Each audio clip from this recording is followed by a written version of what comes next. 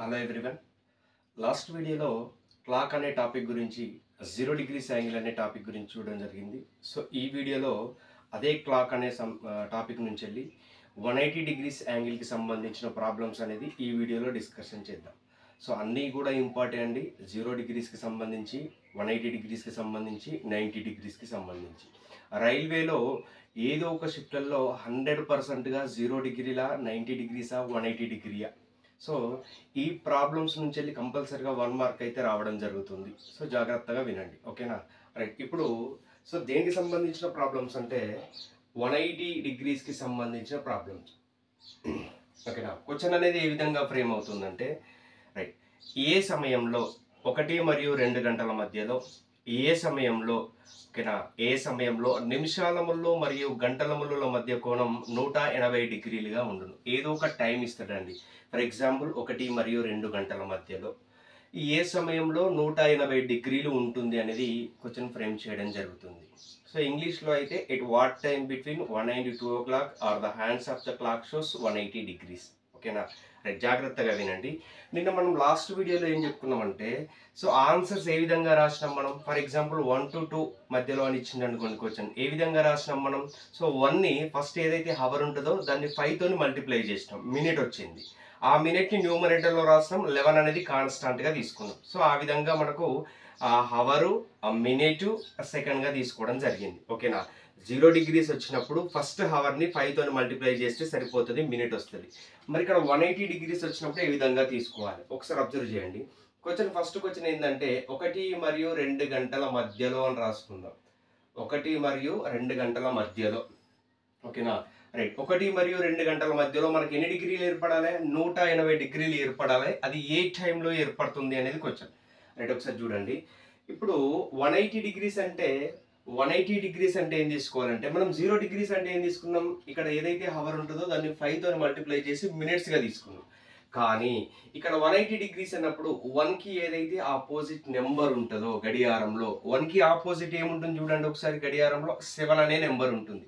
ఆ 7ని 5తో మల్టిప్లై చేయాలి. ఓకేనా? 1కి ఆపోజిట్ నెంబర్ 7, ఆ 7ని 5తో మల్టిప్లై చేస్తే మినిట్ వస్తుంది. అంటే 1 అవర్. 1కి ఆపోజిట్ నెంబర్ ఏంటిది? 7 కదా గడియారంలో. ఆ 7 into 5 అంటే ఎంత? 35 మినిట్స్. యాజ్ యూజువల్ మళ్ళీ 35ని న్యూమరేటర్లో రాస్తాం. డినామినేటర్ వాల్యూ 11 సెకండ్స్ అనేది కావాలి. ఓకేనా? ఇక్కడ క్యాన్సిల్ అవుతుంది కదా 3 times.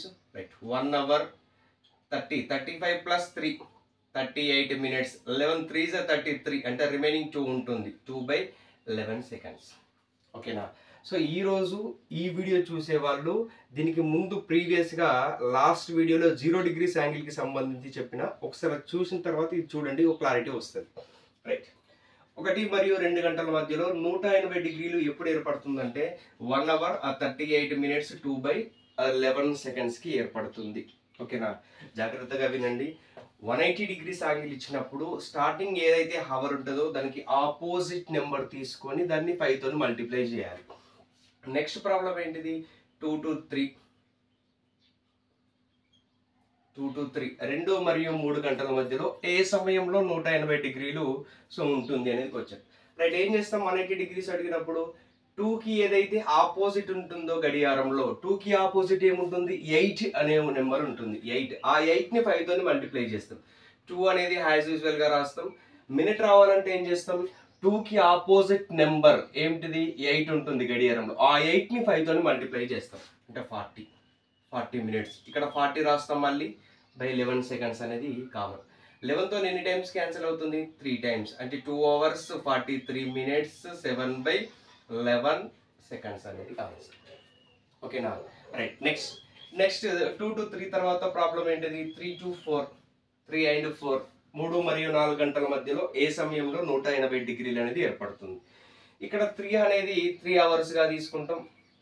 చూడండి, ఇక్కడ 2 అనేది 2 అవర్స్గా తీసుకుంటాం. స్టార్టింగ్ నెంబర్నే 2 అవర్స్, స్టార్టింగ్ నెంబర్నే అవర్గా తీసుకోవాలి.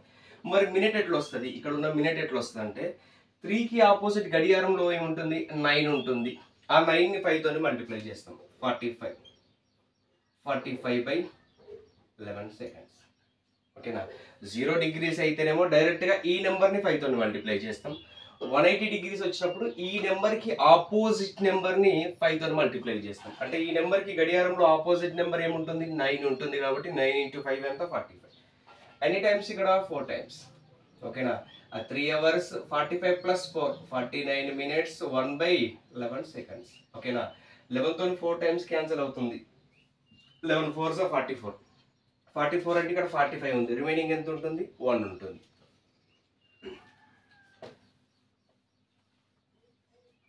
నెక్స్ట్ 4 to 5 ఒకసారి మీరు చేయండి, ట్రై చేయండి. మనం ఏం చేద్దామంటే 5 to 6 అనే ప్రాబ్లం ఒకసారి డిస్కషన్ చేద్దాం. ఓకేనా? ఎందుకంటే 5 to 6 ఎర్రర్ వస్తుంది మనకు, 6 to 7 కూడా ఎర్రర్ వస్తుంది.